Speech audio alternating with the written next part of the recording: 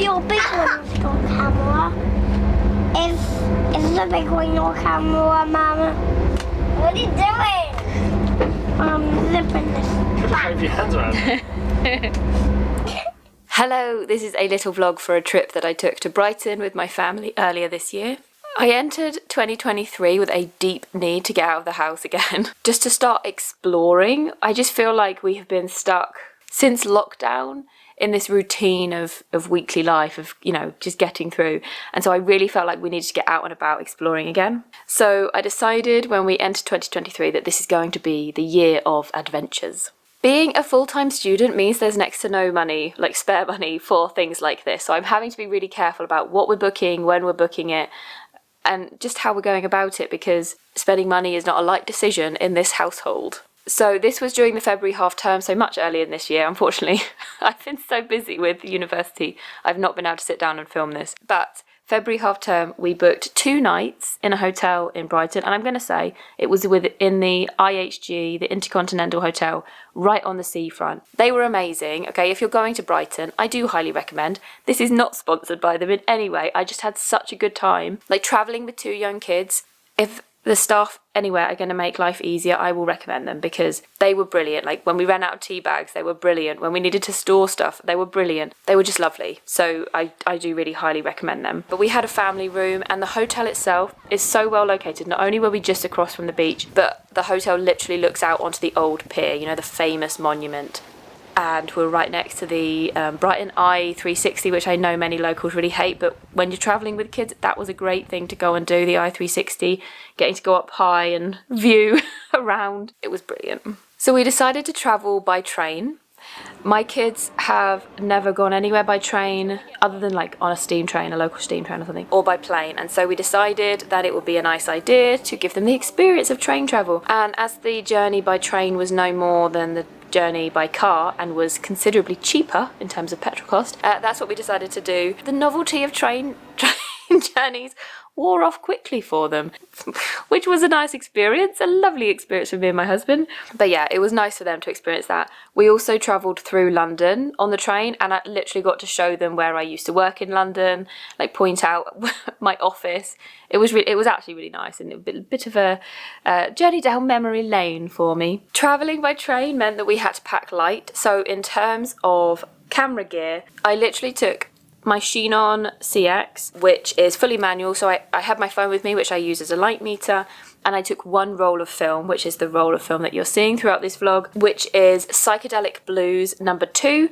I decided I want to start working through my Psychedelic Blues collection, because I have, I think, numbers 1 to 6, so I took number 2 with me, and it's a really wonderful film. I've really enjoyed using it. So yeah, that was a very difficult decision to make. And then all of the B-roll that you're seeing, all of the local shots you're seeing, were taken on my little digicam, the little Canon snapshot, which I've used in a previous vlog, and I really enjoyed the aesthetics that it gave, the sort of vintage digital, early digital aesthetics that it gave.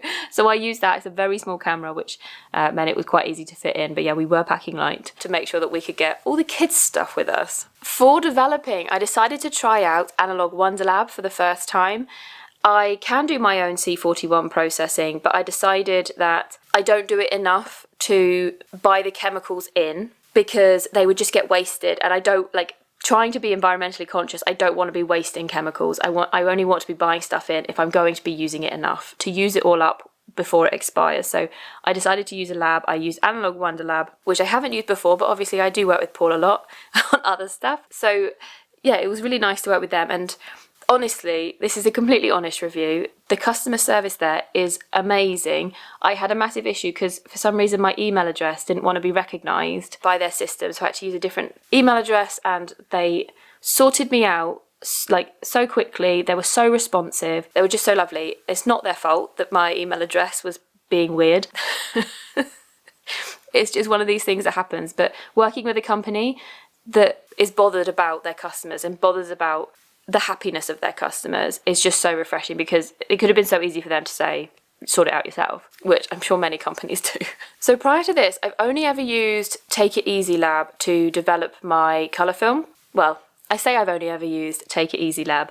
I did used to use a high street one when I very first started shooting again. I used a little high street lab, which I don't think exists anymore. It was just, they were one of these like few stores where they not only had moved into digital, but they still had this going on in the background. One of those companies that unfortunately I think has shut down now that the owner has retired. So I have used others, but Take It Easy Lab is the main one that I have experience with before this. But I'm thinking about trying out different labs and perhaps talking about it here, like as I shoot rolls, and then giving my experience of working with different labs, because it'd be nice to promote other labs, other ones that people may maybe not have heard of. I've had a couple reach out to me to say that they're, you know, hello, we're here, we're a lab. So it would be nice to highlight them. So I think I might do that in the future. I also wanted to mention that here, the fact that I'm thinking about trying out different labs to promote them, because I don't want anyone to think that I had a negative experience with Take It Easy. I still think they're a brilliant team and I would still use them. But it's just that I know that there are so many labs popping up and I would like to promote them as well. So honestly, nothing negative as to why I didn't use Take It Easy this time. Sorry guys. Anyway, look at these photos. Is it possible to make something that evokes much more nostalgia than this film stock? I don't know. Thanks for watching. We have a bun for dinner.